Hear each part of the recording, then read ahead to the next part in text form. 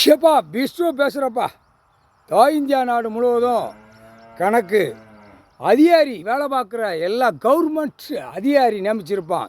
இடத்துக்கு சம்மந்தப்பட்ட அதிகாரி பூரா நியமித்து பூரா காலையில் பாரு 9 மணிக்கு மேக்கப் பண்ணி அப்படி கோளாராக போவான். காரு வண்டி சீப்பில் போய் உட்காந்து இப்போ தான் என்னமோ மிட்டா மிராசு மாதிரி போவான். பிடிச்சி ஆட்டிடு அவன் குடும்பமே ஆட்டி விட்டு ஐயா நீதி அரசர் போட்டார்.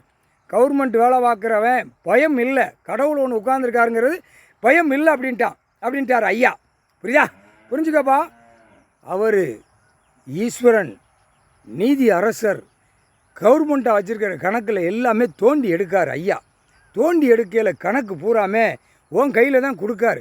ஏன்னா இவங்க தப்பு செஞ்சான் வீட்டில் போய் உல்லாசமாக இருப்பான், குளிர் காய்வான், அப்படி உருளுவான். அதனால் உன்கிட்ட கொடுத்தாச்சு அப்படின்னா அவனுக்கு அடி உழுதுலேருந்து அவன் கீழே பூமியில் உருள வரைக்கும் தண்டனை படைக்காரு. கடவுள் ஒன்று நம்மளை படைக்காருங்கிற கணக்கு தெரியாத அளவுக்கு விளையாடுதான். அப்போ விளையாட்டு என்ன விளையாட்டு? ஓட்டு முத்திர விளையாட்டு. இது ஓட்டு முத்திர விளையாட்டு. கருப்பு சிவப்பு இவனுங்களை வந்து தமிழ்நாடு சென்னை மெட்ராஸ் கன்னியாகுமரி டு எல்லாம் ஊடாடப்பட்ட சேட்டை ஓவராக இருக்குது. நசுக்கி விட்டு குடும்பமே கந்தல் கோலமாக ஆக்கிரு. சென்னையில் இப்போ சிவப்பு கணக்கு முடிச்சாச்சு ஆடை. இப்போ கருப்பில் என்ன நடக்கும்னு அவனுங்களுக்கு தெரியும். தமிழ்நாட்டுக்கார பயலுக்கு தமிழ் பண்பாடில் உள்ளவனுக்கு எல்லாம் தெரியும். புரியுதா? ஏன்னா தமிழ்நாடு நீதி அரசரை நாசம் பண்ணிட்டான்ப்பா. நம்ம இந்த செம்மத்தில் நசுக்கி எடுத்துடும். 7 செம்மம் தின்னு பூமியை பூரா பழாக்கி வச்சு ஓடுதான். அப்போ நீதிமன்றத்தை அவமதித்து ஓடுதான். அப்போ நீதிமன்றத்தை அவமதித்து எதுக்கு ஓடுதான்? சேட்டை நீதிமன்றத்தில் கேள்வி கேட்கணும். எல்லாமே இவன் கவர்மெண்ட்டு நியமித்து சென்னையில் உட்காந்து சேரை பிடிச்சி ஆட்டி இதில் போடு காகித பேப்பர்.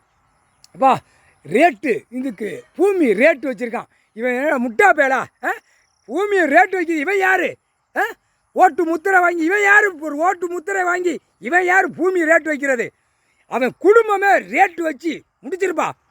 இந்த ரேட்டு வச்சு கவர்மெண்ட்டாக நடத்துகிறவன் ஓட்டு முத்திரை வாங்குறவன் 100க்கு 100 பூமியில் சேட்டை பண்ணி வச்சுருக்கான். குடி போதையில் பாட்டில் எரிகிறது, பூமியை சுத்தமாக போகிறத அவனை பிறப்பில் அவன் வீட்டுக்குள்ளே எறிவானா? அவன் வீட்டுக்குள்ளே போய் குடிச்சிட்டு போய் எல்லாம் போய் செய்தான். அண்ணன் தங்கச்சி தம்பி எதுவும் தெரியாத அளவுக்கு அந்த குடி போதை பூரா அந்த அரசியல்வாதி கொடியை தூக்கி செஞ்சு அசிங்கம் பண்ணிட்டான். இந்த பலவடி அந்த ஓட்டை போட்டு அசிங்கம் பண்ணோம்னு அவனே அசிங்கத்தை தலையில் போடணும்னு விளையாடுதான்.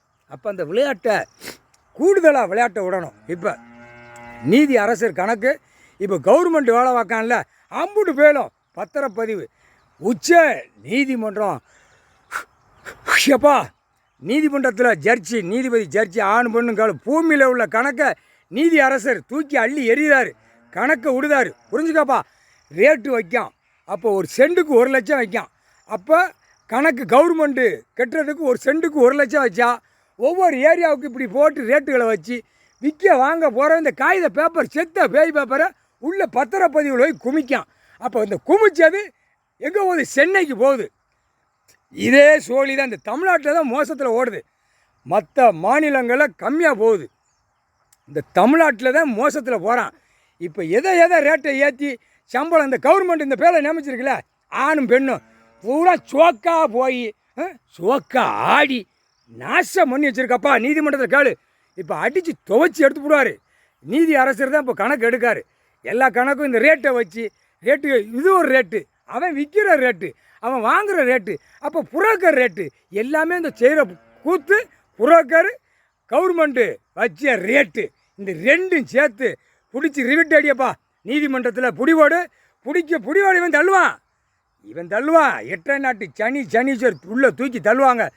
கேட்சி பண்ணிக்கோ. ஐயா வந்த உடனே ஜட்ஜியாக உட்காந்து கணக்கு எழுதிடுவார். நீதி அரசர் மிதிச்சியாக தள்ளுவார். முக்கால் சத்தியம்பா.